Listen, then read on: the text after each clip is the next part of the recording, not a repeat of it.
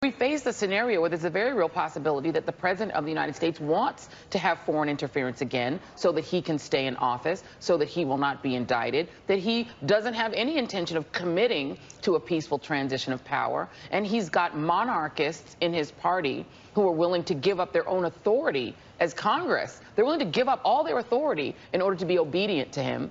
The Justice Department, obedient to him. He's stacking the courts with people who we don't know how obedient they're going to be. How can we have any confidence that just an election is going to cure these constitutional abrogations? And this says, according to reporter Seymour Hersh, Nixon intimates began to believe that he was contemplating some sort of a coup d'etat to maintain power. An unnamed member of the Joint Chiefs of Staff told Hersh that in one meeting, Nixon called himself the last hope and claimed that the Eastern elite was out to get him. Said the four-star officer, his words brought me straight up out of my chair. I felt the president, without the words having been said, was trying to sound us out to see if we would support him in some extra constitutional action. He was trying to find out whether in a crunch there was support to keep him in power. So it's not completely unprecedented that a president at least contemplate the idea of being president or just staying in office unconstitutionally.